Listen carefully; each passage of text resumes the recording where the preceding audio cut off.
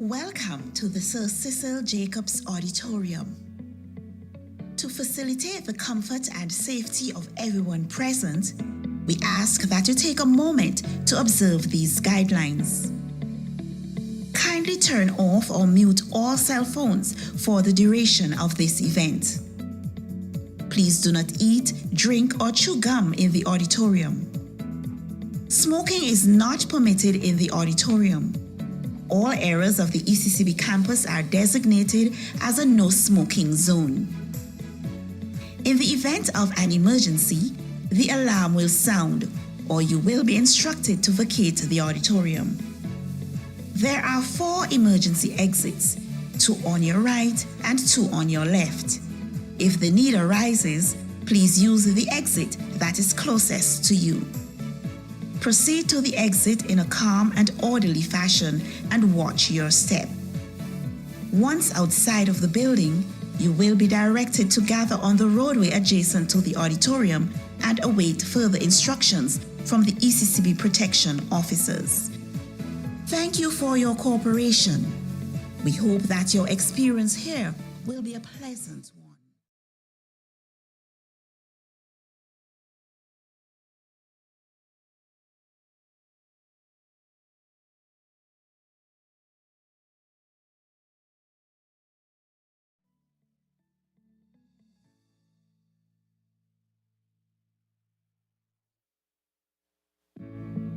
Welcome to the Sir Cecil Jacobs Auditorium. To facilitate the comfort and safety of everyone present, we ask that you take a moment to observe these guidelines. Kindly turn off or mute all cell phones for the duration of this event.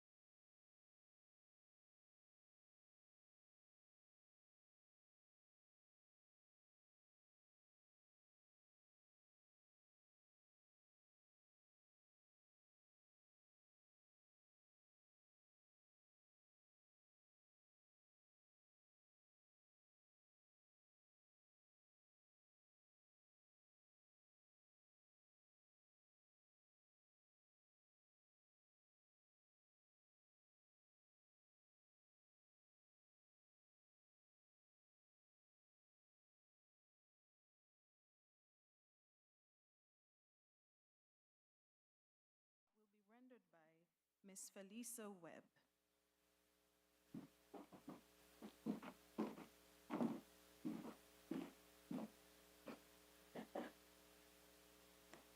O land of beauty, our country where peace abounds, thy children stand free on the strength of will and love, with God in all our struggles. St. Kitts and Nevis be a nation bound together with a common destiny. As stalwarts we stand for justice and liberty, with wisdom and truth. We will serve and honor thee. No sword, no spear can conquer, for God will sure defend. His blessing shall forever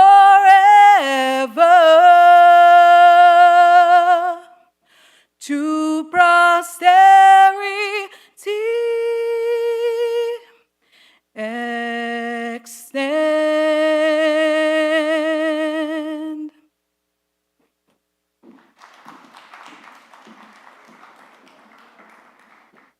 Please remain standing as we invoke God's presence with a prayer by Miss Pauline Duport.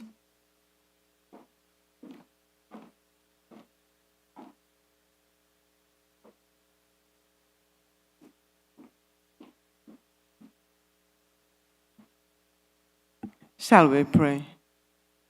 Father, we thank you for this opportunity today. We thank you, God, that we can be here another time on this historical and splendiferous occasion. We ask, oh God, that you will bless us in a very special way. Bless, oh God, the students, the faculty, and the staff at the UE campus. Bless, my God, even now, the children, family, and friends of the late Sir Probyn Innis. Touch us, oh God, here. Touch the students who are here. Remember our presenter in a very special way. Touch the attendees this afternoon as we learn, as we grow today in wisdom and knowledge. Continue to bless the furtherance of this lecture. In Jesus' name, amen. Of the Federation of St. Kitts and Nevis, the Right Honorable Dr. Denzil Douglas, Senior Minister and Minister of Foreign Affairs, International Trade, Industry, Commerce and Consumer Affairs, Economic Development and Investment, other members of Cabinet, members of Parliament in the government of St. Christopher and Nevis, permanent secretaries and senior government officials, keynote speaker of the 8th Probyn Innis Lecture, Mr. Daniel Arthurton, members of the Diplomatic and Consular Corps, head of the UE Global Campus, St. Kitts and Nevis, Mrs. Gail Gray Phillip, senior officials of the Clarence Fitzroy Bryant College, the UE Global Campus alumni, individuals joining us online across the Eastern Caribbean Currency Union and perhaps further. Ladies and gentlemen, good evening. I will be your chairperson this evening. My name is Jeanne Williams-Knight, and it's truly an honor to be in your presence for such a gathering where we sit and discuss and we think about truly inspiring such as these. Tonight is the 8th annual Sir Probyn Innis Memorial Lecture, and we will be hearing from an esteemed agripreneur, Mr. Daniel Atherton, who will be speaking to us on the topic, Celebrating Cultural Identity through Farm-to-Table Living. I am sure that we will be fed intellectual. I now invite Mrs. Gail Gray-Phillip, head of the UE Global Campus, St. Kitts and Nevis, to deliver her welcome remarks.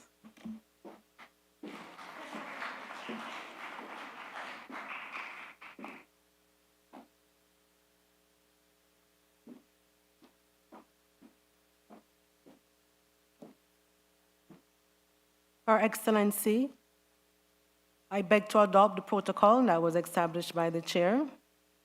Thank you.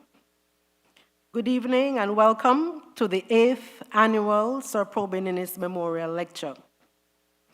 Sir Probyn was the Governor General of St. Kitts and Nevis from 1975 to 1981, and for many years he served as the President of the Management Council of the Brimstone Hill Fortress and National Society. Many years ago, he initiated a week of activities in February to celebrate our history and heritage. This eventually developed into a month of activities. The History and Heritage Lecture Series, as it was previously called, is organized by the local University of the West Indies site in collaboration with the Brimstone Hill Fortress and National Park Society and the History and Heritage Month Committee. In 2018, the lecture series was formally renamed the Sir Probyn Innis Memorial Lecture Series in recognition of Sir Probyn, the founder of the History and Heritage Month of activities. This evening, I extend special welcome to you. Unfortunately, Lady Innis indicated that she is unable to join us and sends her apologies. Her daughters should be joining us very soon. A warm welcome to Her Excellency Dame Marcella Liebert, GCM, JP, Governor General of St. Kitts and Nevis, the Right Honorable Dr. Denzil Douglas, Senior Minister, Minister of Foreign Affairs, et al., other ministers and members of the Federal Cabinet, His Excellency Larry Vaughan, Ambassador to CARICOM, Ambassador Lin, welcome to you, Ambassador of the Republic of China, Taiwan in St. Kitts and Nevis, Permanent Secretaries, other senior government officials, welcome to you. I recognize the daughters of Sir Probyn Innis, Angela Innis, and Marcia Innis as they arrive. Welcome.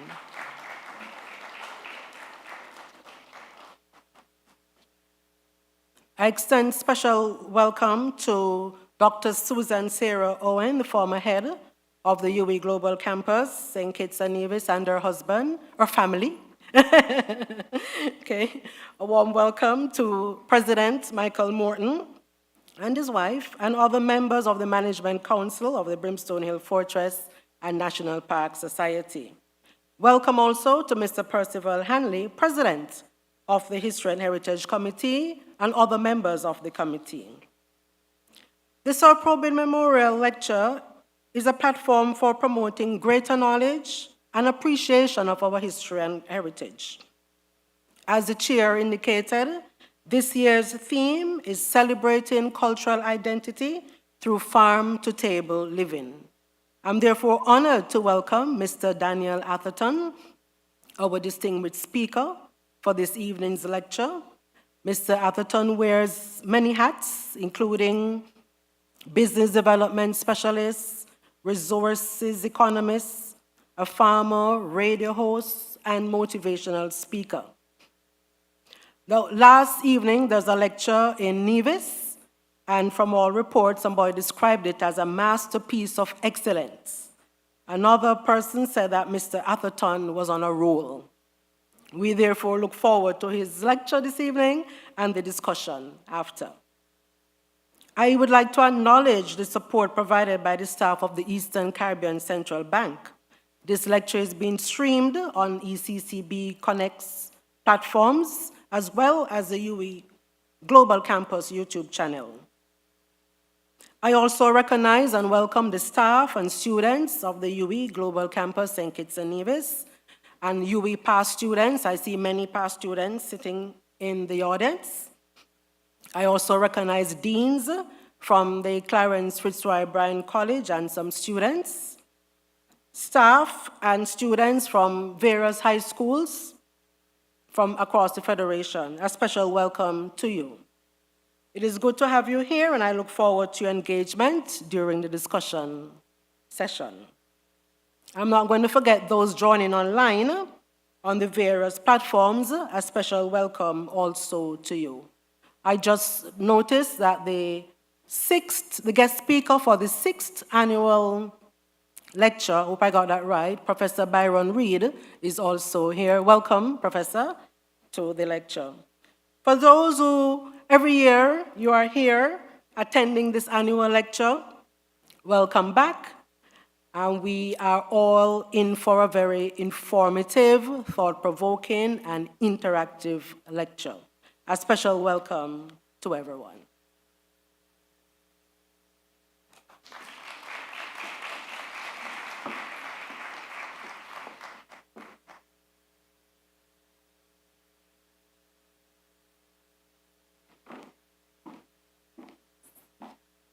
Yes.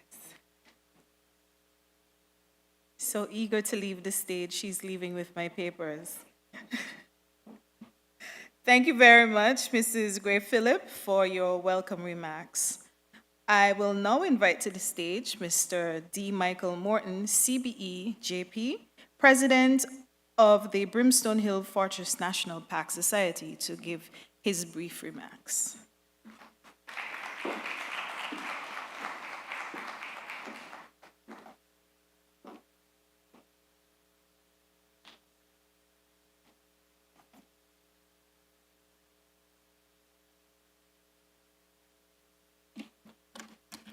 Thank you very much, our Chairperson, Learned Counsel, Ms. Williams, Your Excellency, Dame Marcella Liebert, GCMC, JEPI, Governor General of St. Kitts and Nevis, Right Excellent, Dr. the Honorable Denzel Douglas, Senior Minister, other parliamentarians present here tonight, Governor General's Deputy, Mr. Walford Gums, and Member of Council and other council members of the Brimstone Hill Fortress National Park, Ambassador Lynn and Ambassador Vaughan, Larry Vaughan,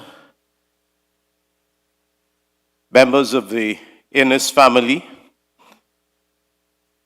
our distinguished speaker, Mr. Daniel Arthurton, my friend and colleague, students or leaders of tomorrow, ladies and gentlemen, I join with our host in welcoming all of you and giving a few remarks on behalf of the Brimstone Hill Fortress National Park Society. Tonight I'm especially pleased to deliver these brief remarks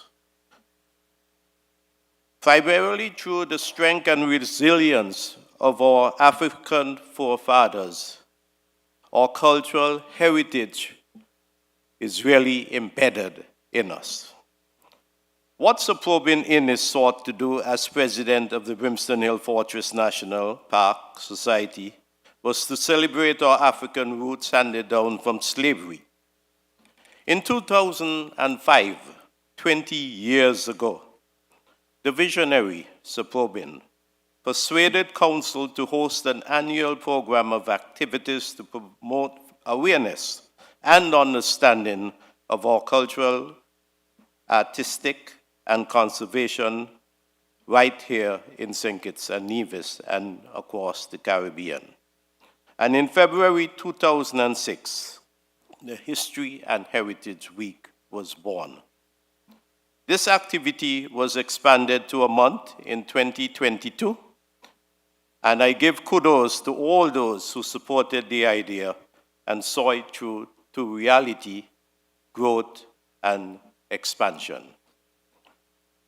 Why have we chosen this year to celebrate farm to table living as our theme? I will suggest that in these times when we seek to further empower our people, improve their quality of life, enhance their health, and expand our economy, it is absolutely vital that we recognize the importance of local agriculture in our daily lives. Not only does farming provide income to our farmers and their families, and of course reduce our import bill, it also promotes healthier eating and living, builds communities, and supports environmental sustainability. We are therefore delighted to have as our featured speaker tonight our very own distinguished son of the soil, Mr. Daniel Arthurton of Queen City, Nevis. Mr. Arthurton is an entrepreneur in agriculture, a business development consultant and motivational speaker who has had an extensive background in agriculture and farming, central banking, policy development, as well as business support. It is with much anticipation we await his insightful words on growing what we eat and eating what we grow. Let me take this opportunity to commend and thank the History and Heritage Society for planning a very interesting program which celebrates the land, the soil, and our very existence. The Brimstone Hill Fortress National Park Society is grateful for your outreach to partner agencies and the various ministries and departments of government, schools, the Clarence Fitzroy Bryan College, senior citizens, and of course the community at large. Cognizant of the need for continuity and posterity, you have ensured that our youth are involved in the month of activities through this very event tonight, to which they have been invited. Also, through the Sir Probyn Innis Memorial Scholarship Quiz held earlier today. And I pause here to ask you to join with me and to ask Dr. Douglas in particular to congratulate the Sadler's Primary School on winning this year's championship.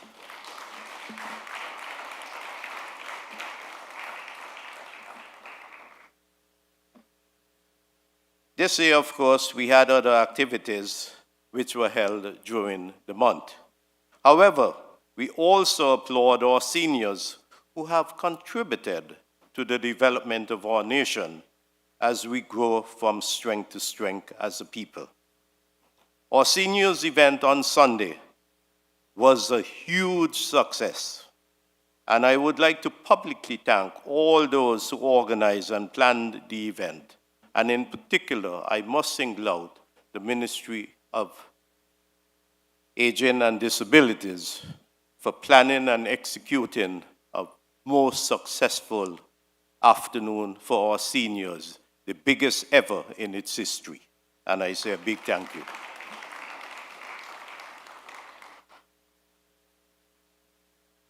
Before I close,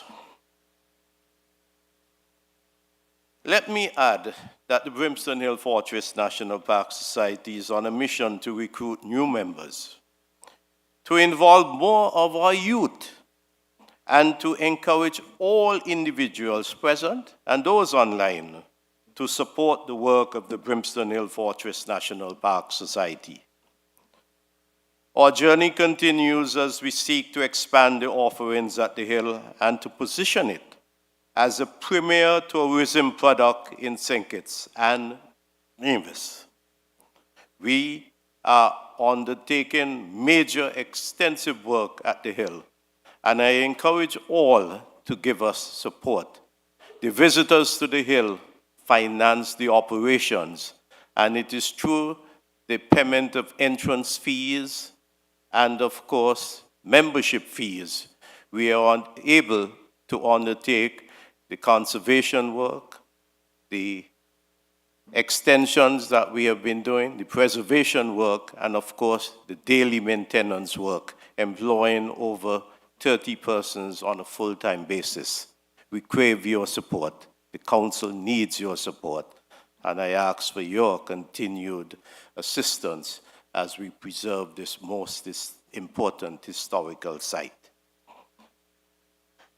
We believe that the future is now, and so we issue a call to younger persons in our community to embrace the ideals of our society and our rich heritage to make tomorrow a brighter future. Let us be proud of our history. Let us support our local farmers.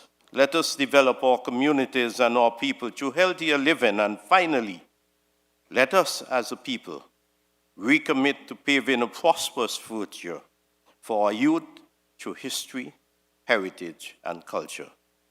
Do enjoy the enlightening presentation to be done by our esteemed speaker, Danny Arthurton of Nevis. Thank you very much.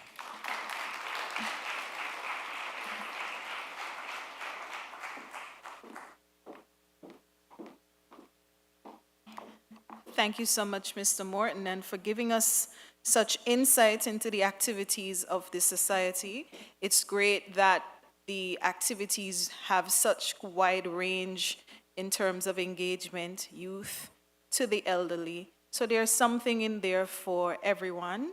I hope we also heard that there are opportunities to contribute and perhaps even volunteer so that the work of the Brimstone Hill Society, National Park Society, continues.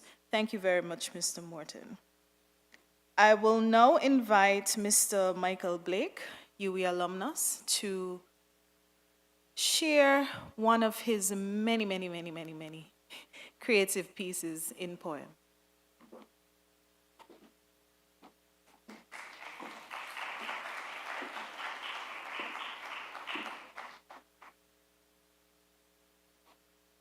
Madam Chair, Excellency, Dame Marcella, distinguished ladies and gentlemen, honored guest speaker, students. I was only given 2 days notice of this activity, so you'll understand. This is entitled, Give Me Back Me Food Culture. Many speak many times, often with pangs of distress, of our culture, which they say is a potpourri of mess. Because not much of that which we embrace locally can truly be described as our very own cultural property.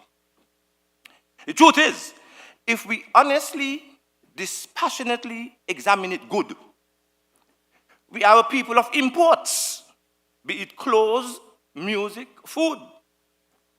Very little, hardly trace amounts for true, is authentically indigenous of what we kitty visions do. But when we trace the origins of our presence here, in St. Kitts and Nevis, the Caribbean, and most of the Western Hemisphere, we find that we as a people were deliberately and viciously robbed of our natural cultural identity. We were forbidden to engage in our traditional norms, and with the colonizers' foreign habits, we had to conform. Our language, religion, our music, our food were replaced with alien introductions and culturally subdued. So now, a calling for a return to our original roots in all forms of cultural practices as individuals or in group. Give me back my history, my cultural norms. Give me back my traditions which have been grossly deformed, especially with regard to that which we yam. Give me back my food items which hardly cause harm. Give me back my cuisine. It was from nature, the ground. Out with the imported diet. It making me people too round. I want back me woman shapely, intelligent, well-fed, who exudes beauty and health from sole of foot to top of head. Give me back the cultural practice of yore, when every household had, big or small, a ground, garden, farm, or more. When most, if not all, of what we ate for food, be it milk, fruit, vegetable, meat, was produced right here. That was good. Diabetes was rare. So was hypertension. But now, NCDs run rampant thanks to our sophisticated civilization. So give me back in bundles me breadfruit, me cassava, me conky, me ginger beer, me lemonade, me sorrel, me marby. Give me fruits them. They come straight from the tree. No more imported chemicals and additives. They're far from healthy. Give me back me yard fowl, local goat and pigeon peas. But keep the hormone-laden chicken and beef where they be overseas. Give me aloes, me lemongrass, me neem. But keep the MSG, the cancer, and the COVID-19.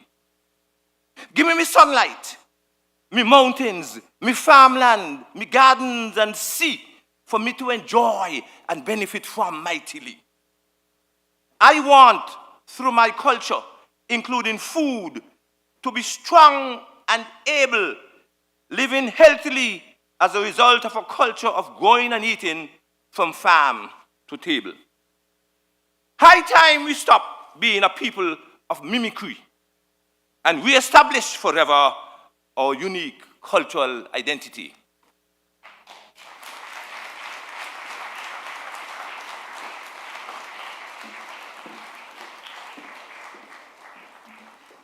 Well, Mr. Blake, I'm going to give you back your apology that you only had 2 days, because what else did you need? Thank you very much for a thought-provoking and entertaining piece of poetry. I will now, before I forget, my apologies to the Governor General's deputy.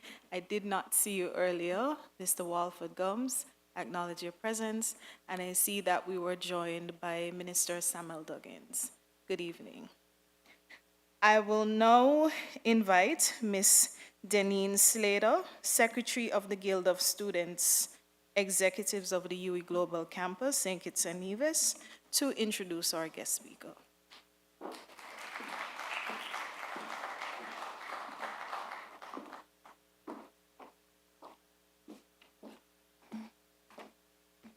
Your Excellency, kindly allow me to adopt the protocol already established. Good evening, ladies and gentlemen. It is my honor to introduce our guest speaker, Mr. Daniel Arthurton.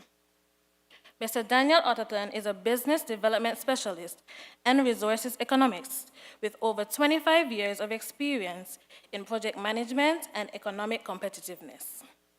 His expertise spans across the tourism, agriculture, financial services, and construction sectors, working with prestigious international and regional organizations such as the International Economic Cooperation Development Fund of Taiwan, the United Nations Food and Agriculture Organization, the Eastern Caribbean Central Bank, the Organization of the Eastern Caribbean States Commission, Agency for International Development, USAID, the Canadian International Development Agency, the Organization of the Eastern Caribbean States Business Council, and the St. Kitts and Nevis Chamber of Industry and Commerce. Currently, Mr. Arthurton serves as a business development consultant, radio host of the Strategies of Business Success program aired on 2020 Vision Radio in Nevis, and is the manager and owner of a 5-acre sustainable farming enterprise. His academic credentials include a Bachelor of Science in Agricultural Economics and a Master's of Science degree in resource economics from the University of Massachusetts, United States of America, a diploma in general agriculture from the School of Agriculture in Guyana, a certificate from the Indian Institute of Foreign Trade, and a certificate in project management from the Caribbean Development Bank. In recognition of his dedication and impactful contributions, in 2023, Mr. Arthurton was honored with the Companion Star of Merit for Agriculture and Small Business Development in the Federation. His award reflects his significant influence in agriculture, farming, and small business development within the Federation. Mr. Arthurton's commitment to environmental stewardship and community development continues to inspire and drive progress in St. Kitts and Nevis. Put your hands together as we welcome our speaker for this evening, Mr. Daniel Arthurton.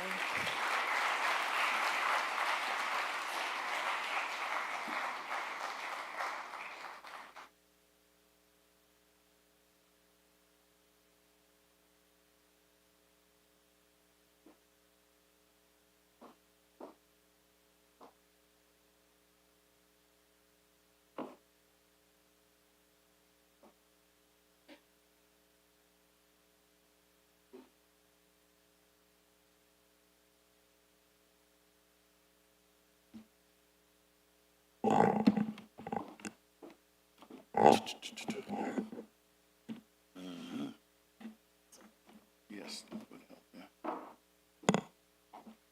Wow, technology and its importance of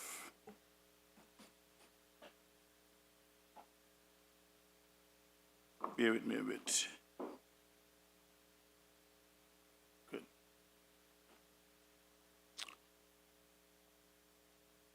Good evening, everyone. Your Excellency, Dame Marcella Althea Liebert, GCMG, JP, Governor General of the Federation of St. Kitts and Nevis,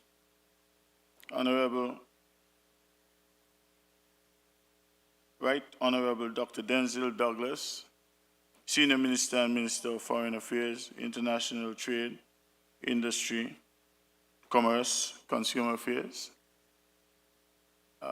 Honorable Samuel Duggins, Minister of Agriculture, a very seminal part of this activity, other members of Cabinet, members of Parliament in the government of St. Christopher and Nevis, permanent secretaries, and senior government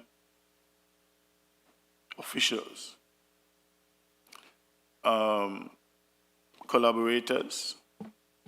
I sincerely hope if I err by omitting anyone, it's my humanness, and I fall short.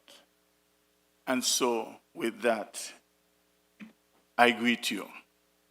A humble farmer from Nevis. I'm humbled to be chosen to address this very important topic in this critical time in our Federation's development. As we embark on a pathway to develop sustainable island states, the emphasis of focus on cultural identity and farm-to-table living is rational, reasonable, and reassuring. The fact that this alignment coincides with the celebration of another iconic native of our Federation, Sir Probyn Innis, is of great magnitude, moment, and measure. I was asked to speak on this, the 8th Sir Probyn Innis Memorial Lecture, on the topic, Celebrating Cultural Identity Through Farm-to-Table Living.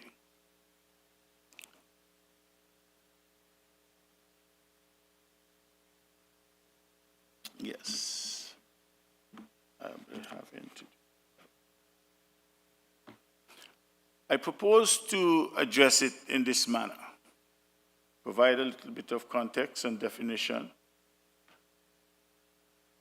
And my approach would be to address two sub-themes: cultural identity, I refer to that as purpose, and a farm-to-table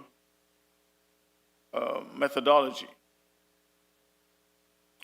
I will offer a conceptual model, a simple farm-to-table system, which is multidimensional but balanced. I will point out to you the places from which I extracted this eclectic mix, such as the United Nations Food and Agriculture Organization, United Nations Sustainable Development Goals, the CARICOM 25 by 25 initiative, which just yesterday there was a circulation that said it's going to be 25 by 2030, and St. Kitts Nevis and agriculture transformation and growth strategy. I will then go to the granular level and speak to the importance of leadership by example when we speak to that methodology.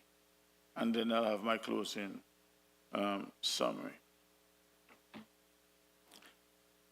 Cultural identity, the purpose. We need to always celebrate our cultural identity. I neglected to recognize Sir Probyn Innis' daughters, and so I humbly ask that you forgive me for, again, my humanness. Your father contributed significantly to the body of knowledge that assists the persons here in our federation in addressing the whole matter of our cultural identity. I think there were 2 volumes that he penned and contribute significantly to the body of knowledge, our local history and our heritage. And so, to further develop and encourage persons, I am suggesting to you that there are ways that we can continue to celebrate our cultural identity. But first, we must understand the precedents. Where did this come from?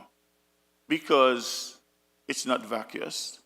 There was something before us. We came from a place. And so I'm going to address it by dealing with a number of different areas. In preparation for this presentation,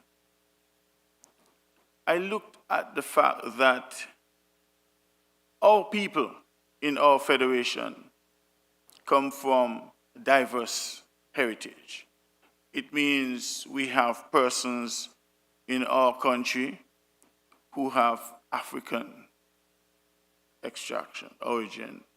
We have the indigenous persons, because unlike what they told you, you don't discover places when people are already living there. Then you have people from Europeans who came and were part of the colonizers. You have Indians as indentured and Chinese indentured, persons who contributed to our, and persons from Middle Eastern traders who came, especially in our federation. We can relate to that, how that diverse heritage influenced our cultural identity in St. Kitts and Nevis. We must recognize also community and family as part of that cultural heritage.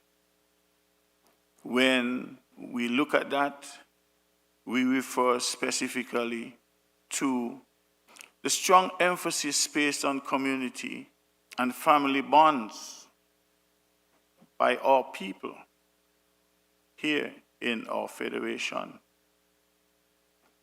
Extended families often live close together and communal activities and gathering are an integral part of our daily lives. The third point, our music and dance, significant portion. They are central to our Kittitian and Nevisian and Caribbean culture.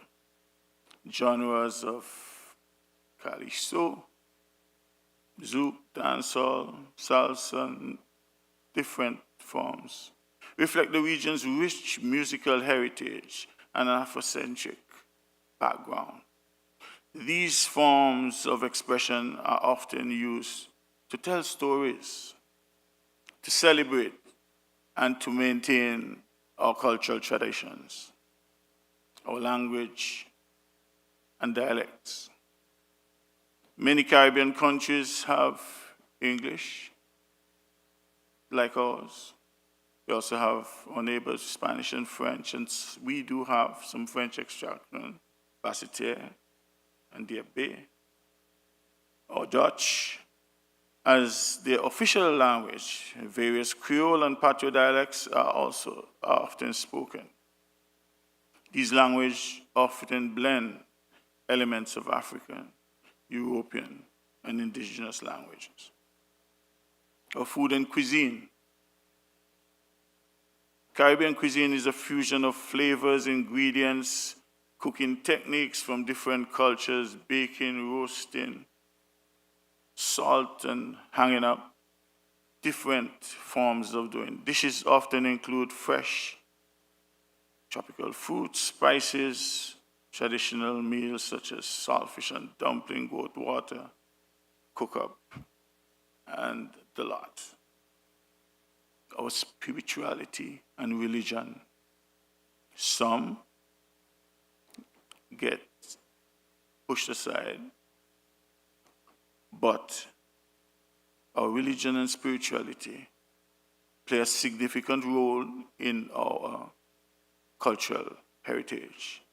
Christianity is prevalent, but the region also has a rich tapestry of spiritual practices, including our Africanness, with derivatives of voodoo, Santeria, Obia. It speaks to our cultural identity. Festivals and celebrations. Colorful festivals and celebrations are a cornerstone of Caribbean culture. Carnival in particular is a major event that showcases vibrant costumes, music, dance, and parades. Then we have our oral traditions and storytelling. Storytelling is an important way to pass down history, morals, and cultural values. Folklore, Okola Tegamanti, the drummers, the masquerade. Art and craft also form a part of this tapestry. St. Kitts and Nevis in the Caribbean boasts a rich tradition of visual arts, including painting, sculpture, and craft. Art often reflects the natural beauty of the islands and historical events and cultural themes. Then we have integrated all of these into our resilience and our adaptability, coming from Africa and those other places across that body of water, and ensuring that our cultural identity stay in place speaks to resilience and adaptability. And we have been agile, so we have adjusted to technology and tools and that sort of thing. So our purpose is very clear, that we continue to bring, we continue to search, and we continue to push for ensuring that our cultural identity is celebrated. I will now move to the second portion of my discourse, which deals with offering you a model for farm-to-table living. And this conceptual model I have extracted from several other bodies of knowledge, from best practice institutions, regionally and internationally, and speak to 4 key tenets of this farm-to-table living methodology. I first speak about food security, nutrition, and health. What do I mean? When we make all of those efforts to ensure food security, provide healthy, balanced, and nutritious livets, not diets. The first 2 letters I don't like. DI, to die. How can you have a diet and live? So nutrition for levity, as my friend Rasai Roy would say. And to contribute to health for all, and not for I. Because if you would see that the etymology suggests that I gives you illness when you focus on yourself, but we give you wellness. I repeat, the I will lead you to illness if you focus on the I. But if it's we, is wellness. So something that the students might take away, I versus we. I'm trying to encourage the collective because that is an important pathway. And it must have a social dimension so as to provide decent livelihoods for all food system actors, notably small holders, which is the major characteristic of our farming in these small island states. Small plots, less than 2 acres, less than an acre, very often, and an aging population, notably also women and youth. So we must look at the social impact and how it affects those persons. We must make sure that this model speaks to and ensures economic growth impact. So it must provide jobs and not punishment for children when they're not doing things in school. It means, therefore, it must become an attractive alternative throughout the food sector, from production to distribution. And in all of this, we have a limited resource of land. We have a finite resource, our 68 square miles, our 36 square miles, our collective square miles, not going to get much bigger, but we must make sure that we are environmentally responsible stewards. So we manage, preserve, and regenerate the ecosystems and natural resources and limit the negative effects as we see through climate change with the increase in temperatures, the denudation of our lands, and an increase in pestilence, more frequent natural hazards, more intense, an average of 3 of them every 10 years, a destruction of over 100% of GDP for at least one country in the OECS every 10 years. These are the environment in which I am suggesting that this particular model be utilized. I pointed out that the information that I gleaned to arrive at this particular model I extracted from different places. One of the major organizations in terms of global leadership for research across over 160 countries in this world is the Food and Agricultural Organization of the United Nations. And they have provided some guidance with critical things such as good agricultural practices, food safety, management systems, sustainable practices, and community and education. It is important that we see these as very important parts in that farm-to-table living.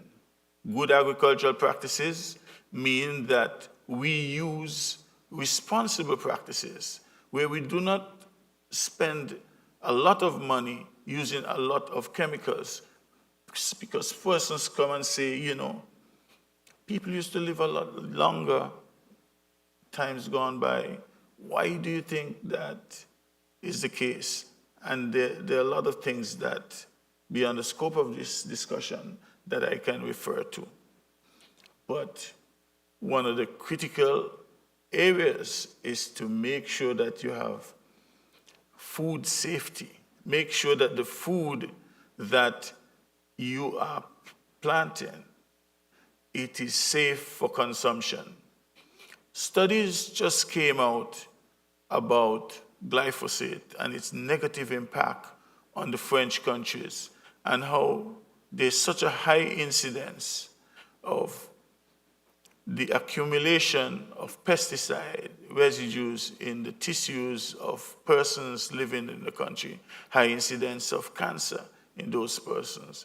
And so we're asking you in this model to be sensitive to those particular things. The United Nations Sustainable Development Goals, 17 of them, with an horizon until 2030, to get a number of things right, is one of those guardrails that have been suggested, and I am suggesting that we take them seriously because they do take into account some very serious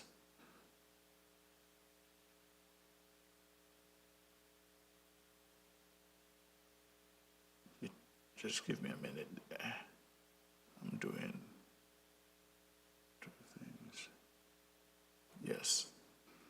The Sustainable Development Goals contribute significantly to the farm-to-table movement by promoting sustainable agriculture, food security, and responsible consumption and production. But there are a few ways, key ways where it aligns with some very important areas that we must make sure that we provide hungry. It means that we must make sure that there's a certain amount of nutrition and sustainability in our practices that encourages us to increase our productivity and our production while making sure that it is affordable so that persons can purchase, a healthy option to a processed versus a processed option. Because in economics, people buy according to their income, not according to what is suggested to be the healthiest option. So that is requiring a certain amount of education, which we have to first educate ourselves. So good health and well-being, as I said before, by promoting access to these nutritious food, we must show people the health benefits of eating well. growing dark green leafy vegetables, having a little bit of some greenery around you so that you can minimize the consumption of salts and sugars, because that is usually the closest option to replace those dark green leafy vegetables, which normally just have it natural in their constituent parts. It means we must be responsible in our consumption and production. And that is Sustainable Development Goal 12. Good health and well-being is Sustainable Development Goal 3. Sustainable Development Goal 13 is a very important one because we're having intense rainfall outside as we speak, but that's one aspect. We have very high temperatures, and so we must think of that. And we must think about Sustainable Development Goal 15, which relates to our life on our land, which in this particular goal, it emphasizes the management of our forests. We move ourselves from the backhoe and excavation culture that denudes our land. It is fashionable to be out there with a weed whacker and a lawnmower, and it looks maybe hip, but I can assure you that you should know that once you've denuded a piece of land and you have changed the biolife, the microbiolife in that space, and if you remove a certain amount of that topsoil and the organic matter, it takes generations for that to be replaced. And so, Sustainable Development Goal number 15 suggests that we pay close attention to how we be good stewards of the land we find ourselves owning and managing. My Rastafari brethren say, we are here, we borrow it, and we should use it well so we can share it with someone else.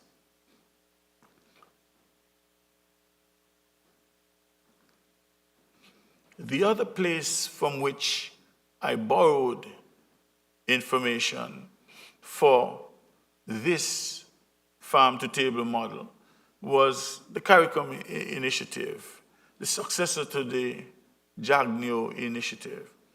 And like I said to you, it is my understanding from my readings yesterday when it was circularized that instead of 25 by 2025 reduction in the food import bill, which is a very important part of the whole process, the time horizon has been extended.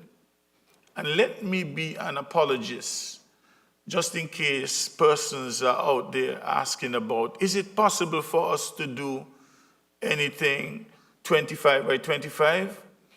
And because I'm a practitioner, I can tell you, if you bring in, and I give thanks to what Minister Duggins and his department is doing, a significant amount of planting material. So if you bring in 4,000 pineapple suckers and you distribute that over 10 farmers, in 8 months after those suckers have been planted, you would be harvesting 1 pineapple, but you would be harvesting 8 suckers per plant. It means that since this initiative started last year, the pineapples that you had, the impact would be felt before 12 months would have passed. So it means, therefore, that the 4,000 suckers, you would have 8 suckers per plant. For it's 32,000 suckers. It means then you have an immediate exponential addition to the planting material that's available to farmers who want to make sure that farm-to-table living is real.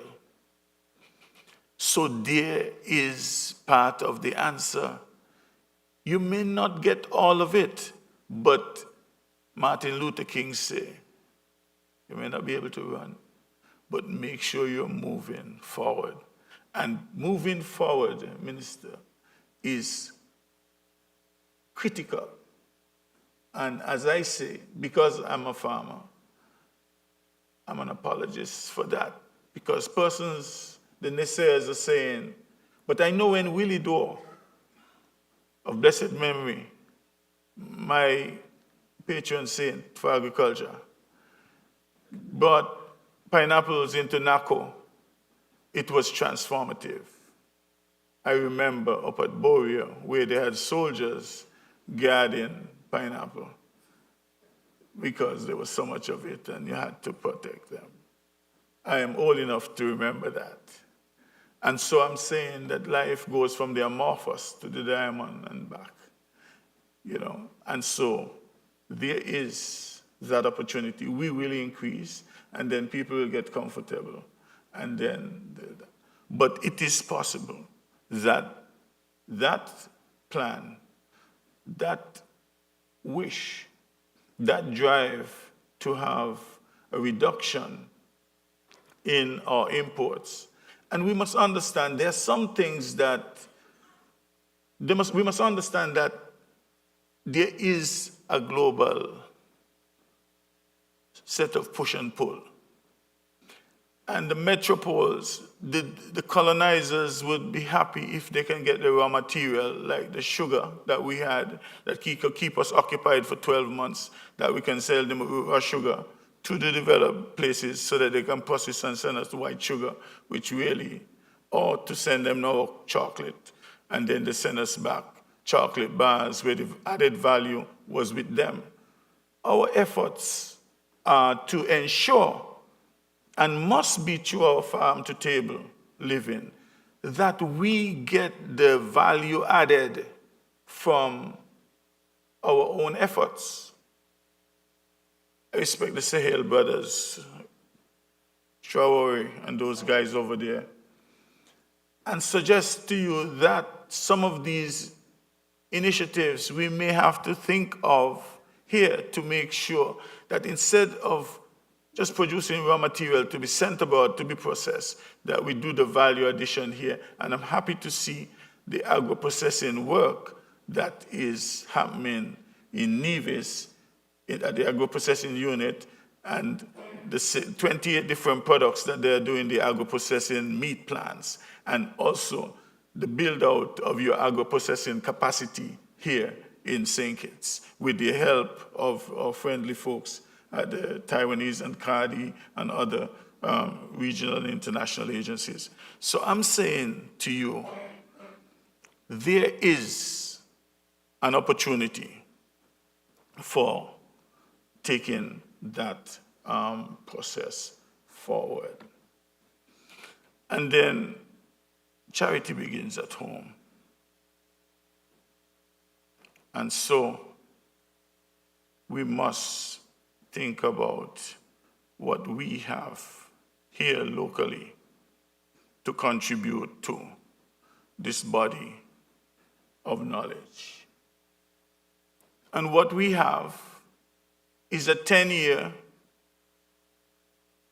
blueprint, an agricultural transformation and growth strategy for which an advisory committee has just been put in place to facilitate the plan, implementation, and frequent evaluation of the agriculture transformation process. And this strategy focuses on agricultural productivity and income growth, so that economic dimension. It focuses on food import reduction. It also focuses on making sure that employment is realized, and so in a sustainable way. So it is very, very critical and important that we here pay attention to the agricultural transformation and growth strategy that is being pushed by the Department and Ministry of Agriculture and other collaborating agricultural organizations across the region. I have spent some time in explaining to you that model. But if I come to you and somewhere there they were saying that I am an agripreneur, I must lead by example. And so, leadership by example, the proof of the pudding is in the tasting. If I tell you something and I've never done it, it's just a hand-waving generalization. But if I tell you that I come from farm family and that I've internalized it and decided that I will get the formal education and then come and be practical in my doing, then I can show you the tapestry of things that are on the farm to table living that I not only speak about, but I live. In real terms, you will see here technology, both natural and some people say organic, but I always try to explain to people that is a construct of the metropoles from outside.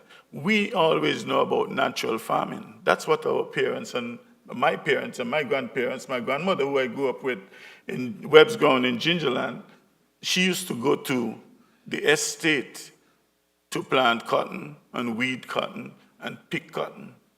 My father had a 14-acre farm in the catchment area of Camp Spring in Nevis, and he had all of the fruit trees that you can ever imagine.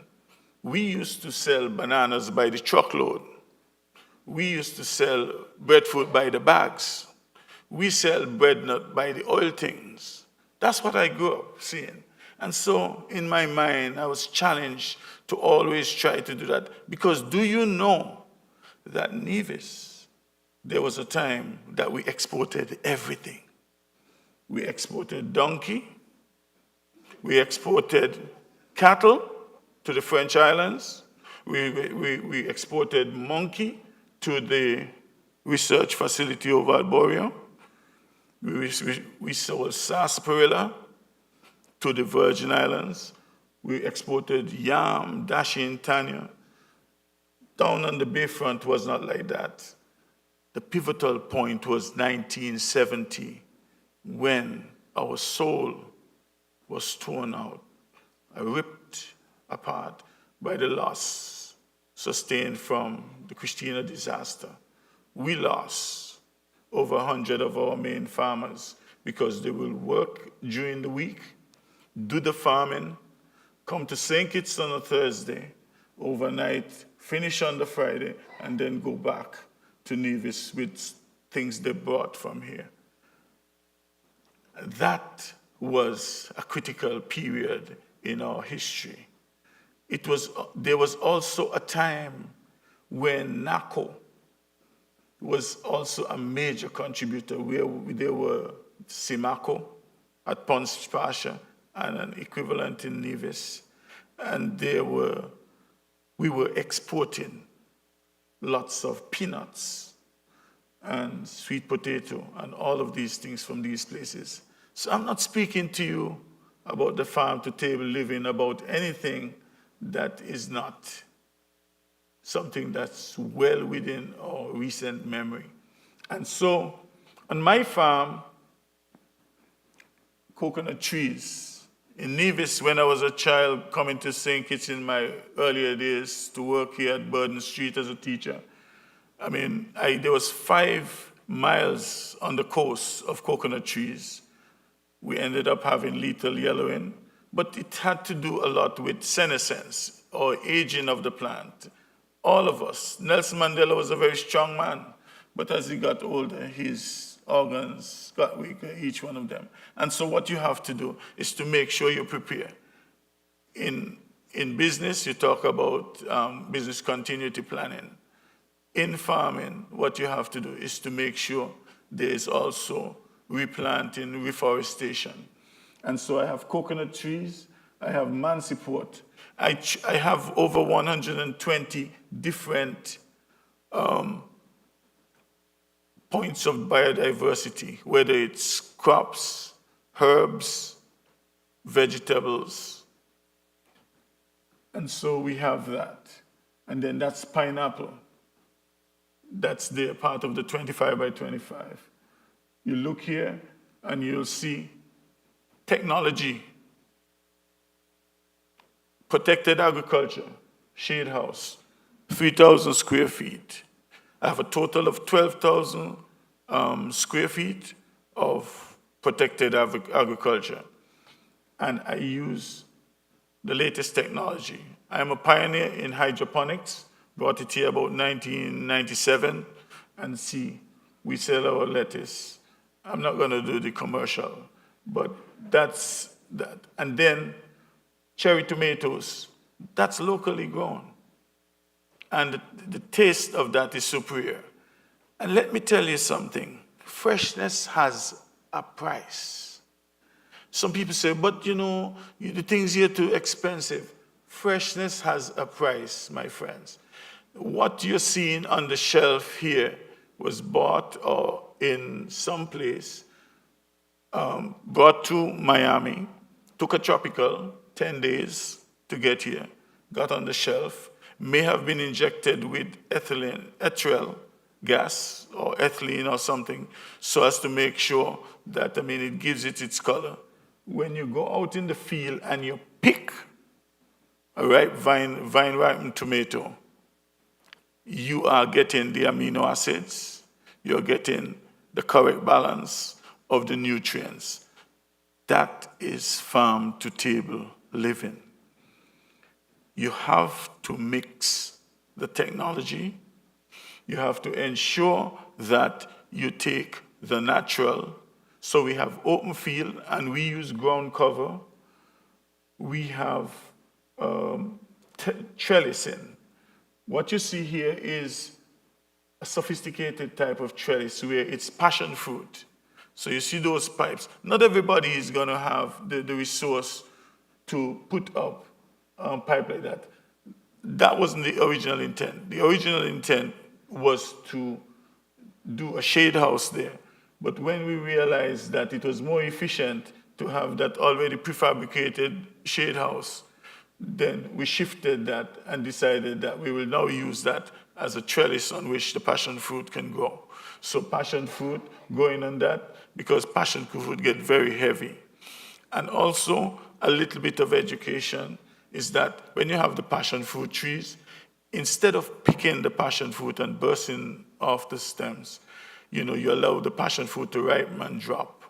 They'll stay green much longer, for years, 2-3 years. So those are the sorts of things that it's critically important that you understand. So, it's about leadership. And the other important element, see that? Those folks are Clarence Fitzroy Bryant College. My advocacy goes to Bob Marley say certain things, brainwash education and stuff. I don't want to deal with that, but I want to make sure that the younger folks whose minds are more pliable get exposed to seeing the opportunities that are possible. Because some of us, the older folks, are not likely to mend our ways. And so that is an integral part. And that's pineapple. And so a picture is worth 1,000 words. If you don't believe me, take the trip to the farm. So, I will try to summarize. Okay, sorry. I will try to summarize in closing that I came and I suggested to you that our cultural identity encompasses our heritage, our traditions, our language, our food, our music. I suggested that farm-to-table living should be based on a belief in ensuring there's food security, nutrition, and economic sustainability. By supporting our local farmers, we can reduce our food imports. I ask you to remember, freshness has a price.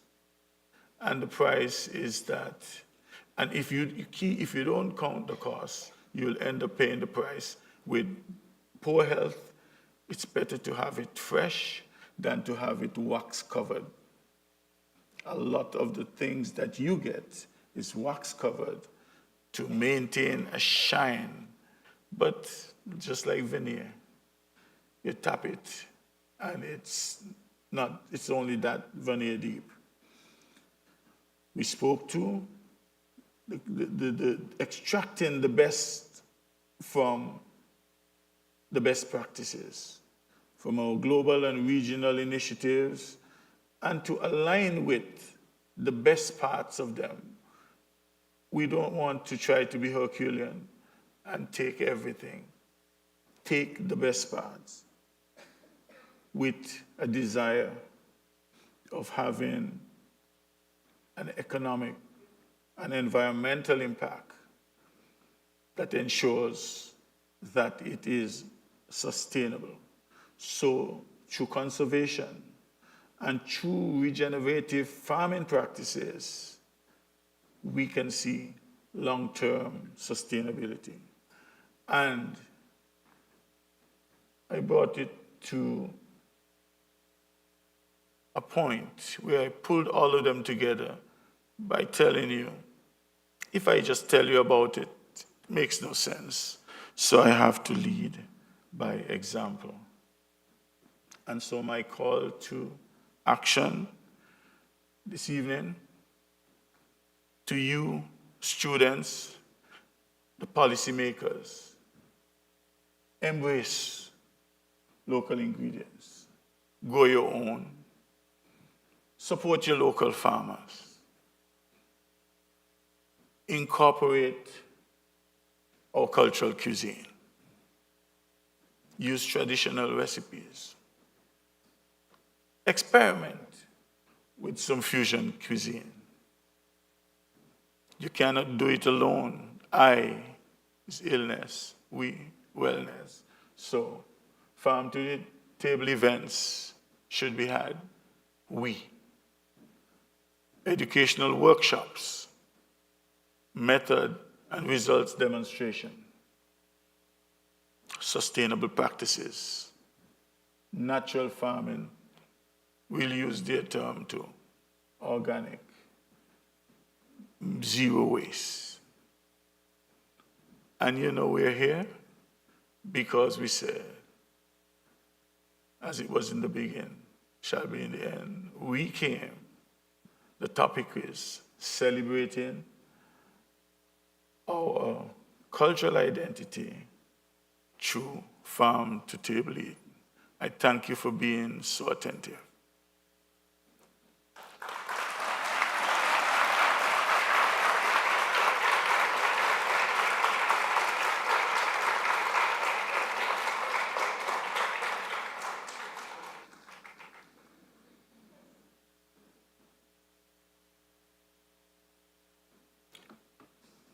I am sure, what's the protocol? If persons would like to ask me some questions, I'll be happy to prefer some responses.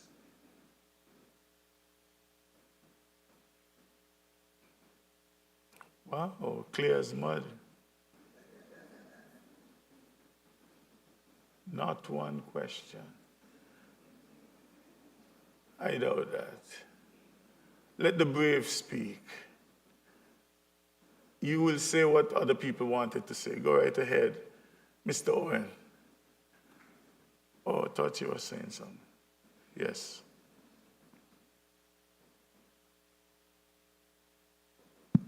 Hi, thank you very much for the presentation. I was just curious, for your farm, who are your customers? Do you supply only to Nevis or to the hotels? Do you supply to St. Kitts? Do you export out to the Federation? I was just curious about that. Anybody who has money and willing to buy, welcome to come. I sell to hotel restaurants, small men, small women, big women. Once is legal tender. And honestly,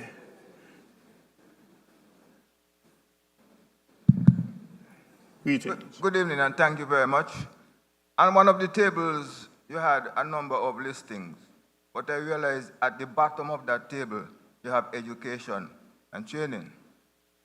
And I think one of the main problems with our retardedness in agriculture, because we were once progressive, but we are retarded, is a lack of education for farmers.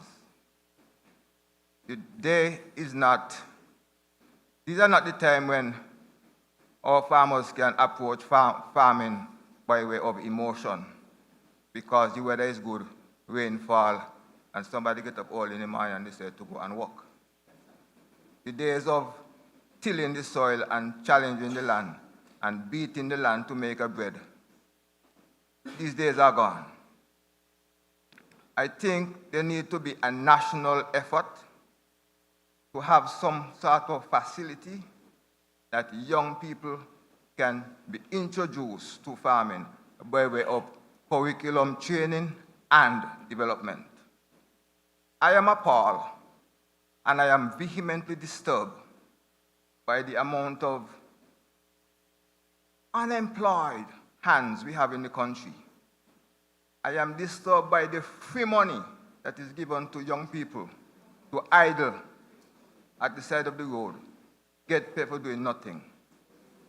I am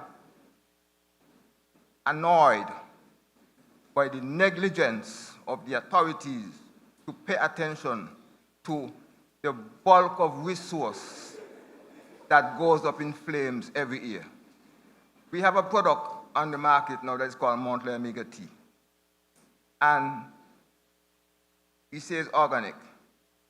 And it is the grass, the green grass that you see every year, that we harvest and make available to the various teas as fertilizers. This is the grass that they cut on the roadside every day and throw away. If they would only listen to the indigenous farmers who are self-trained and who did not go to university, but had to make themselves university graduates here of some sort to produce and live, I think we would have a chance to integrate the knowledge that is coming in and the indigenous knowledge that is continuously evolving. I would like to stop there. Yes.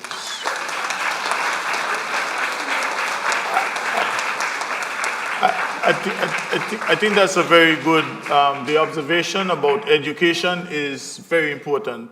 And like I did say that, you know, you have anticlines and synclines, you have ups and down period in agriculture, because it's just like an example is, let's say you have hardworking people. By dint, they do things, and then they leave this big house, this big of land, and then the child comes and just watch TV and don't have to worry about work because they can go out and pick fruits and have no motivation to do that. What we're saying is that there must be some transference, and we cannot stay here and speak to other ethnicities or whatever and say, oh, look, they come and they do this and they do that and so forth. The onus is on us to make sure that we pass it on, and that's one of my favorite songs. Bob Marley and the Wailers. He said, be not selfish in your doing. Pass it on. Live for yourself, you live in vain. Live for others, you live again. So I think that it is a fundamental thing to make sure that there is some quick transfer of our thoughts, our techniques. It used to be through word of mouth. Nowadays, a lot of persons, a lot of the youths spend a lot of time on devices. So we may have to penetrate those devices and get games or interactives that can encourage them to do things. And so you young folks may want to do some coding on some interactives that gives you ideas as to how to do a block garden. So if you don't have a large space, you can decide that you can take some 6-inch or 8-inch blocks and you can form a small cube and you can get some topsoil and you can put it inside there, and then you can get some organic matter and you can put it there and you can mix it up and get a fine tilt, and you can provide a small garden for your family herbs. And you can do a little app to share with your other colleagues. And I'm telling you, if you were to put out some herbs, some thyme, as a celery, 1 tomato tree, or 1 cucumber tree, because these things are prolific. I have cherry tomato trees that can give me up to 30 pounds from 1 tree. So what you have to know is that if you do those sorts of things, you can be feeding quite a lot of people out of that small space.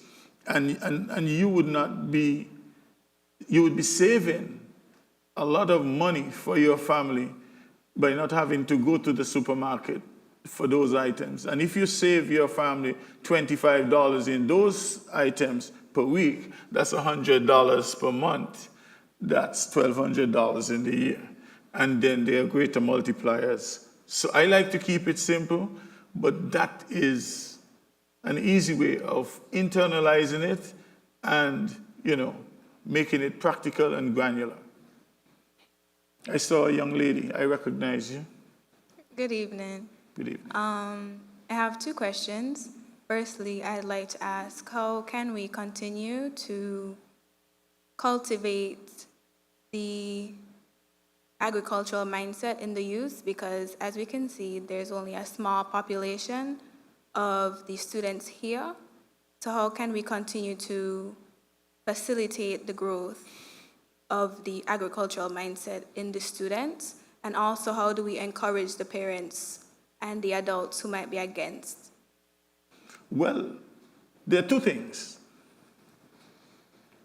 You can promote the agricultural mindset if you scare the people straight by showing them that the statistics show that obesity, childhood obesity and adult obesity is increasing to up to something like 30-something%. I think some time ago I spoke to Dr. Carty and I was looking at some nutrition and some health statistics, and they were very, very troubling from very young up to 18 years of age. And so that is one of the things. To get the mindset, you may have to show people what happens when you take in, you may have to have show them the amount of sugar that's consumed in 1 sparkle ginger ale versus, another a smoothie that is a blend between a mango and a guava. And also to tell them the nutritional benefits of seeing those 2 things side by side. I think that's one of the first thing. The other thing that I think you said in terms of the parents, I think if the parents stop seeing farming as punishment and tell their children and miseducate them by telling them that they're better off being a lawyer or a doctor or some other and be the farmer, then I think that would probably have a positive rebound. Because I think parents very often put pressures on the children and change the scope. Because very often children are naturally expansive. And I was telling one of my friends the other day, he was saying that they tell me to think outside the box. I said, but box usually having dead things. I said, nobody telling me nothing about thinking outside no box. I thinking outside my ears, beyond my ears. But I didn't think a box usually is a dead box, a shoe box, inanimate things. I'm not thinking in a box. From the beginning, I'm going to be on liberty and deal with practical things. Because I'm a farmer, I must tell you something that's going to transform you. If I do not tell you something that transforms you, and if I don't show you that, listen, I came from farm family, but I decided that I wanted to run the race by taking the baton from my father and from my grandmother, where they just dealt with forks and hoes, and move to that place where I use technology in its various forms. Thank you very much. You're welcome.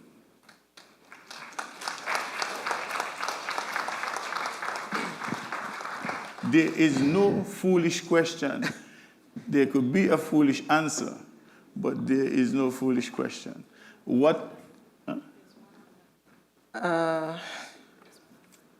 There's someone, yes? Thank you for saying that, Mr. Arthurton, that there's no foolish question. So here comes my foolish question. Organic eating, farm-to-table eating, obviously has all the nutritional benefits that we need to challenge NCDs in our territory right now. But I think one of the major problems is cost for the average man. Persons look at their spend and how much they can extend that dollar to make it meet all the needs. How do you propose that we go about making this something much more affordable for households? I thank you for that question. You're throwing this rabbit in a briar patch. You see, when you talk about money, money is an instrument as a unit of exchange. And money, if you have a food type and you share it you exchange it with someone, that's basically money. You agree with me or you don't agree with me? It is. It's a unit of exchange. So what I'm suggesting is that probably we need to remove ourselves. In the French islands, it's called I forget what we call it in the French, in the French island. But what we used to do in Nevis, I know, is that all of the farmers will go and help weed one farmer's land. They all go and plant cotton seed together. And then when the time comes for harvesting, they go and harvest together. And when the time comes for cleaning the cotton, they go and clean the cotton together. So there was no need to exchange money. You see, because your resources are always going to be limited, and you will always have complicated ways of dealing with simple things. And so a simple way to deal with a complicated thing is to join with other people who are of same thing. And I think the Rastafari community are doing that with, great liberty right now in terms of the way they are coming together and doing that, and they're sharing with each other. And so it is, I'm of the view, at least, is that money, I think you have actually put yourself in a corner solution, so you're limiting your options if you just look to money. I think if you look at exchange, I will exchange you some plantain suckers for some young popper slips or something like that. I think that you have significant multipliers that can come from that. My good lady, does that satisfy you?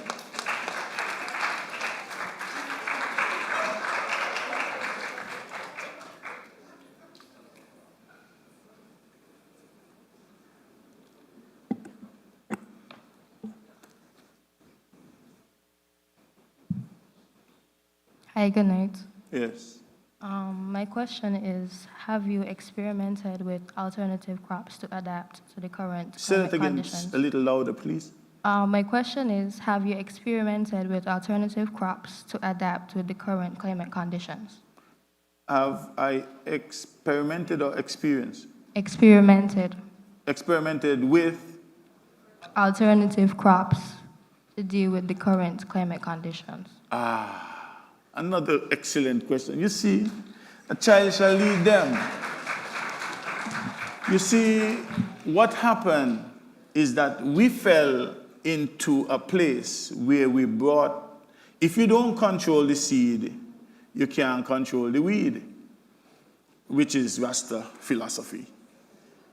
So, if you don't control the seed, you are giving away your control over that thing which you eat. So that alternative, we went for the alternative. And so we bought Monsanto and those other places items. We bought seeds, they call them hybrids. But then for a hybrid to thrive, you need to have a certain tilt in terms of the friability of the soil. You must use additional nitrogen, potassium, phosphorus, NPK. You must have fertilizers of that sort. That contrary thing has taken us into a place where it took the little money, and so we went on an alternative path. What we need to do is to retreat to the natural path, where what we did is that we had soursop trees that were out in the wild. They were not even fertigated or irrigated. And we were picking large soursop off them. Sugar apple were there when I was a child all over the place. Fat pork, tamarind, all these sorts of things and so forth. But we went to get grapes, and they're bad.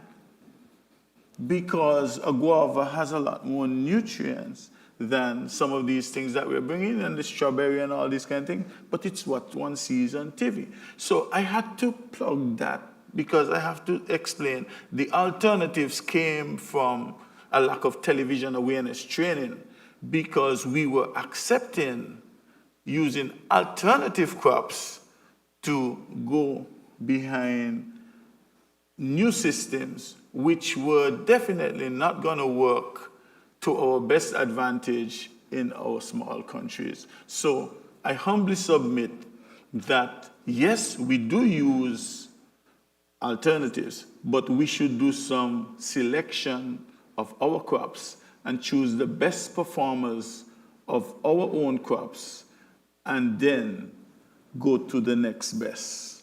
But we must start inside, or we will be at the mercy of the person who sells us the planting propagule or planting material, whether it be from America or from Europe or some other place.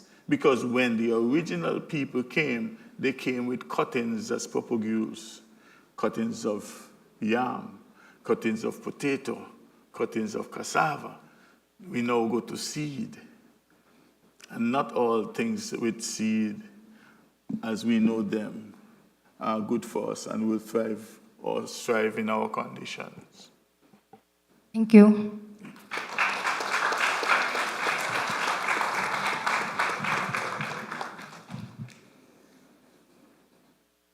Good night, everyone. My question is, how do you see farm to table evolving in the future, especially in a globalized world where everything is chemically made?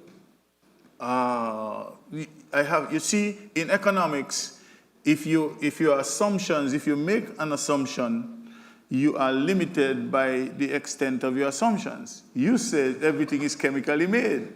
I have to agree with you that everything is chemically made, and then I will be kept in that box. I, however, feel that everything is chemically composed. Everything has chemical composition. And so you need to know what is the chemical composition. So for example, for you students, pay a little attention. For protein, you have carbon, hydrogen, oxygen, nitrogen, sulfur, and phosphorus that forms the carbohydrate, that forms the protein. For the carbohydrate, you have C, H, and O. For sugars, you have a 1-to-1 kind of ratio. For fats, you have much more complicated ratio. But you must understand the components. You understand? So when you understand the chemistry, the chemical parts, the components, then you'll better be able to appreciate if you can put them together from pen manure, from cut grass, as Mr. Burrows said, from ashes, from some burnt thing. You can have a balance of nutrients, volcanic soil that will enable you to produce a lot. And so what I did do is probably not answer your question based on what you asked me, but ask you to think outside your ears in the sense that everything is not composed of chemicals and things like that. We were taught to think that way. I do hydroponics, but it just means that the components, you must know where they come from and how you can get them. The medicine that you get, the tablet, it's usually extracts from plants, that they put together to give you the tablet. So it is important to know that. So I would suggest that, yes, it is a time when you are educated to think that, a lot of chemicals dependent production systems, but it ought not to be that way. It must be a mix. Thank you. Thanks. I have one question that came in. I'm going to allow you to, good lady. I recognize you. And it came through YouTube. The person was asking, do you have any opportunities for skill sharing to support local farmers? That look like you're giving me a chance to be a consultant here. But what I'm saying is that there are always opportunities. To tell you about my background, I started as an extension officer, and I climbed up, and I became the marketing officer, and then I went and worked for the biggest agricultural organization in the world, the Food and Agriculture Organization. And if I was to say anything to you, is that your best learning is to be a good partner with the extension department. But in order for that to happen, there must be that skill and competence. That means there's a need for a capacity building. But even all departments go through that, where you have a lot of very trained people, and then you go through a period where you have to do a retraining, and then you get back to that stage again. But you have those cycles and so forth. Because there was a time I remember when we had several persons during the time of Dr. Thomas and Jackson and Payson, lots of people who had like doctors and masters and all sorts of things. Right now, the department is a little bit thin in terms of that skill and competence, but it will get back up there, if the agricultural and transformation and growth strategy. Am I assured? The good brother, I like that guy.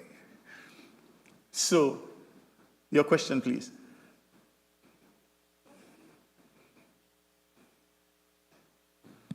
Yes. I noticed in your speech you mentioned something about food security in your farm-to-table method. Yes. My question to you is, what are some challenges that will be faced with trying to achieve global food security? Wow. Do you know, over the period 2020 to 2023, the Food and Agriculture Organization did what they call a food summit that was held around 2022, and that was around COVID, because COVID taught us a lot of things. You can have money and cannot buy. You can have food that cannot sell. Because if you're at home and you're locked up and you have the cycle for the manifestation of the COVID is 5 days, And during that 5-day period, you have to be inside. If you have okra needs to be harvested every 2 days. String beans need to be harvested every 2 days. You must find a way to deal with those situations. And so the World Food, so they did a lot of studies, and they sent in each country and each region, they did what they call investment analysis to see what is going to be required to get people organized in farming. And then they had food systems research. So they would come to Nevis and St. Kitts, and they will do a consultation, and they will try to get a representative of population of people who do crop farming, who do livestock, who do fishing, who beekeeping, and see what they say their main problems are, and then seek to come up with consensus challenges that they say they face. And then what emerged were some challenges that people said they had food insecurity, land tenure, security issues. They did not have land that they owned, and that the land that they had, they can be easily removed from the land. So that was one thing. Then you had misrepresentation of figures. What happened is that you never had a good sense of the numbers. And if you're really going to do anything, you must know the numbers. You must know your cost of production. You must know the land availability. You must know the number of farmers who are willing and the farmers who are able. Because you're going to give a lot of people who say they're willing lands, but they're not able. And you must be willing to take back the land from the unwilling, who have proven unwilling, and give it to the people who are able. So in terms of the global situation, that was one of the things that they found was one of the main challenges. And then they went down and realized, you know what? There need to be a decentralization of production systems. The older production systems was Africa, Caribbean, and the Pacific were producing raw materials that were being sent to Spain, England, and all those places. And what they're saying is that some of these places have, in their enclaves, comparative advantage situations. Like in Africa right now, if you've been following the news, there's a serious, you see a lot of young people who are doing like millions, becoming millionaires from cassava production, sweet potato production, Malawi, and some of these other places. They're growing at more than 13% per year from agriculture. In the Sahel area, where there is Burkina Faso and Niger and those places right now, they are just bursting at the seams with agricultural production. And they're not producing it just to send to France. They are producing it and feeding their people.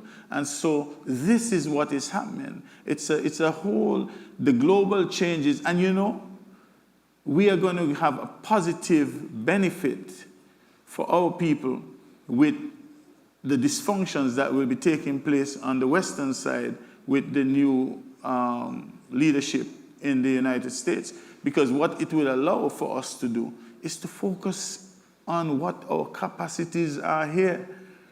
Because the inflation is going to force us into doing things locally. So it's a complex question. It will take a lot of time for me to tell you. I mean, that is a 13-week course in university. But I would be happy to, share that, some more with that to you. Thank you for your informative explanation. Thanks. So the question that person had said, do you have any opportunities for skill sharing to support new farmers? I always, let me tell you, I've said to the folks in Nevis last night, and I say to you, I realize a lot of people get into farming because they grudge. They watch you and they said, he have a lot of melon. I could do that too. And some of them, they're not motivated because they have a passion. Let me tell you, in this agriculture business, it will burn you out if it's grudge, because that sun is getting really hot real fast. And you will have to pay for the water when the government don't give you no free water. And you ain't get no free this. And nobody come to plant your things for you. You'll have to plant it for yourself. And so it is very important to understand that. So local new farmers, I'm all about encouraging them. But I think that what needs to happen is that we will ratchet up the the extension capabilities with our partners like the IECDF people and the CARDI and those other places. Okay, I'm told that I have one more question. I see two of you over there. I'm going to have just the last two of you. Please, moderator. Oh, you had one too? Yes. Okay, well. Well, when he's first. Okay, go ahead. Somebody has to give. Okay, Hi. young man. Hi, good night. I noticed that in your response to the young lady from CFPC, you spoke about getting the youth to acknowledge, adapt, and adopt the agricultural mindset. Yeah. Do you plan to cooperate with the government to advertise these initiatives to our schools? Man, government has a willing person here. I mean, you know, I don't always work for free, but I mean, I'll be happy to work with the youths, man. Trust me. They got to pay for my thing to come from Nevis. But I'm willing to work with young folks. Believe me. Young lady, that was it, brother? Yeah, thank you. Thank you very much. I got to go. Tell me, please, quickly. Good night. My question is, what are the best measures for controlling pests when it comes to For controlling pests. What are the best measures for controlling pests in the Federation when it comes to organic farming? Wow, that's a great question. The best, you see, there are cultural practices. For example, if you mix baking soda with vinegar and aloe vera, you can have, and put it in a mixture of a half cup or a cup of vinegar and about 2 tablespoonfuls of baking soda, and you put some aloe vera. You can, first it becomes a deterrent to a lot of insects, but you have to do it often. The only thing about organic or natural methods is that you have to do it very often. Those other organophosphates and carbamates and all those kinds of things and pyrethroids, they give you 6 weeks of coverage, but then it builds up in your system and hurts people. I gotta go. Your last.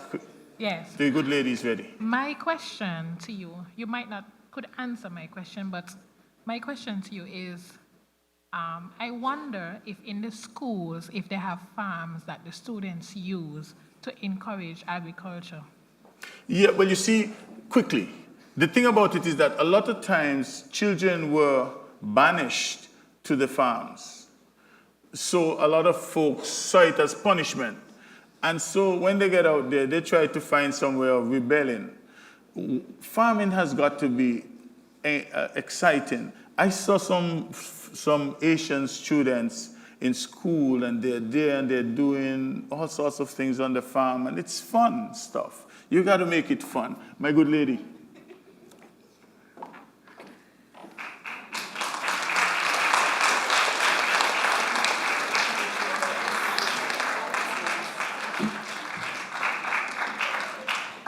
I think we would have been here till tomorrow, but it's indicative of your interest, and it's often said that our young people are not interested in agriculture, but judging by the interest and the questions, it was indeed inspiring. Maybe some of you were, fishing for homework answers, but in any event, thank you all for your participation, and of course, thank you to our guest speaker, Mr. Arthurton, for his presentation.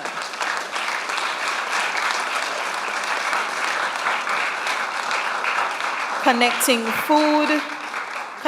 food with community involvement, cultural identity, thinking about the example of the battering system in the community as well. These are things that we should really consider as well. Go back to where we started when it worked. We're coming to the close. I will just ask Mr. Percival. Yes, Mr. Percival.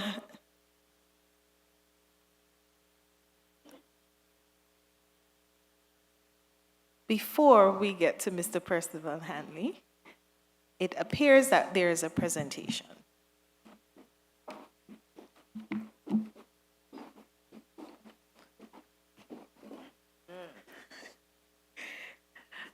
Your Excellency, kindly allow me to adopt the protocol already established. Good night, everyone. On the behalf of the University of the West Indies, Open Global Campus, St. Kitts and Nevis, we would like to extend a heartfelt thank you, Mr. Arthurton, for not just one night, but 2 nights out of your busy schedule to deliver a tremendous presentation for this year's lecture series. As such, we would like to present this small token of appreciation.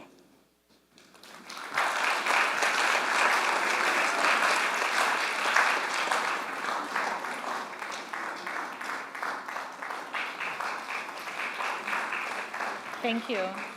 Do I get to say thank you? Thank you very much. I greatly appreciate it. I can go now? Thank you very much. And Mr. Hanley, you have the honor of saying thank you for the last time.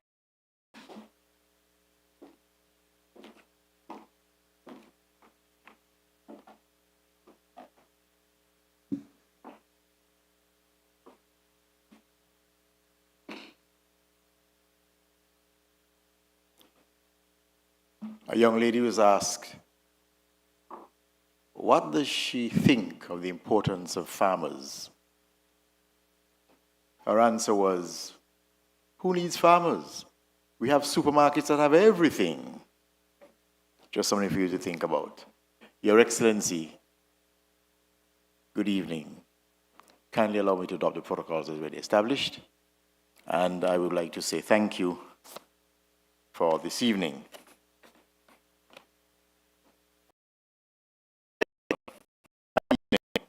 It is now my task to say thank you. I would firstly like to thank the members of the History and Heritage Committee for their involvement in the planning of this event. Thanks to those who made suggestions, gave feedback and advice, culminating in the successful staging of this lecture. Thank you all. Special thanks to Angela and Marcia Innis, Sir Probyn Innis's daughters, for being here with us tonight. Thank you for your presence.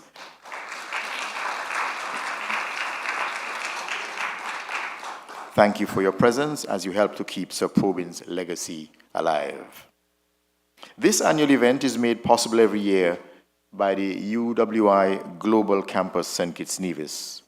So to the UWI Global Campus St. Kitts Nevis, led by Mrs. Gail Gray Phillip and her team, we say many thanks. Mrs. Gray Phillip also gave the welcome remarks, and so a double thank you comes your way, Mrs. Phillip. What a beautiful rendition of the national anthem. Thank you, Miss Felisa Webb.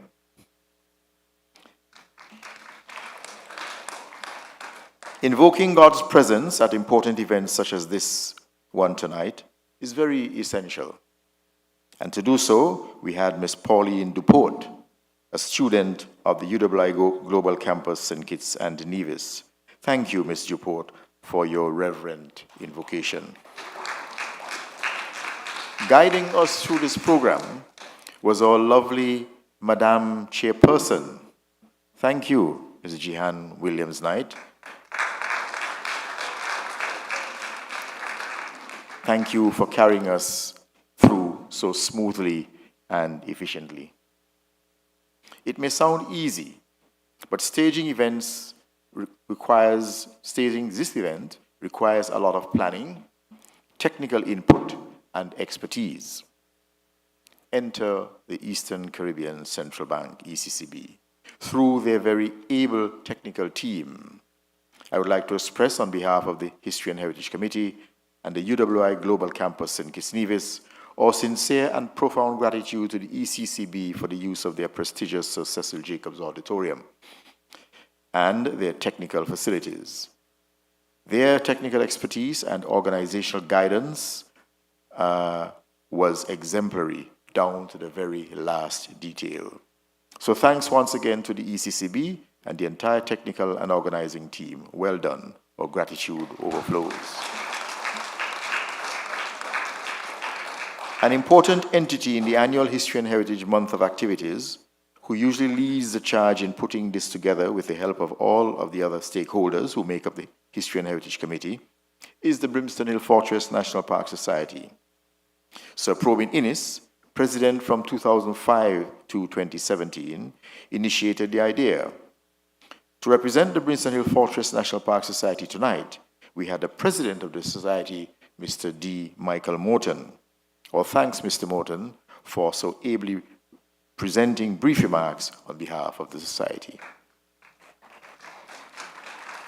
And special thanks to Mr. Michael Blake for his two-day-old poem. Mr. Blake, that was outstanding, and we thank you very much for not only agreeing to do it at such short notice, but for doing such a wonderful job of it. Thank you very much. To introduce our featured speaker was Ms. Dianine Slater, Secretary of the UWI Student Guild, St. Kitts and Nevis. Many thanks, Ms. Slater, for introducing our featured speaker. This, of course, now leads us to our featured speaker, Mr. Daniel Arthurton, Agripreneur extraordinaire, business development consultant, and a motivational speaker. Thank you for sharing your erudite and informative thoughts on the theme for this year. And based on the feedback and questions, it was indeed well received. So to you, we extend our sincere thanks and gratitude for sharing your knowledge and practical experience.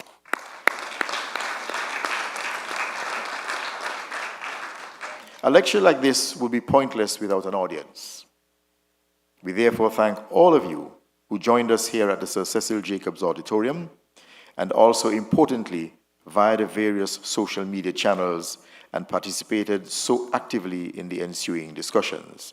This added completeness. Thank you, audience.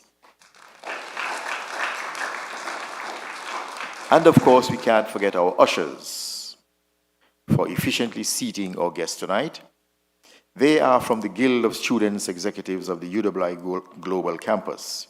You did a wonderful job. Thank you so much.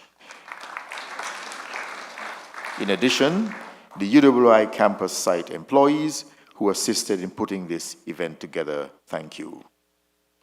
So, we now look forward to next year's lecture, and we invite you all to join us once again. Thank you, thank you, thank you very much. And I wish you all a safe journey to your respective homes.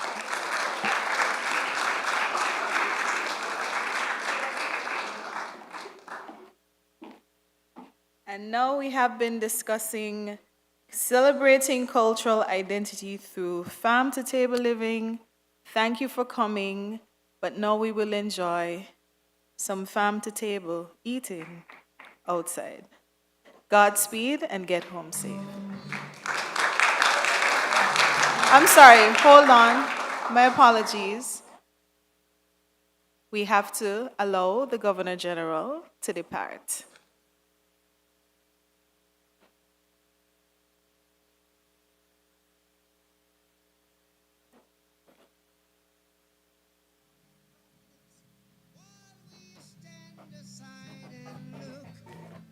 Some say it's just a part of it.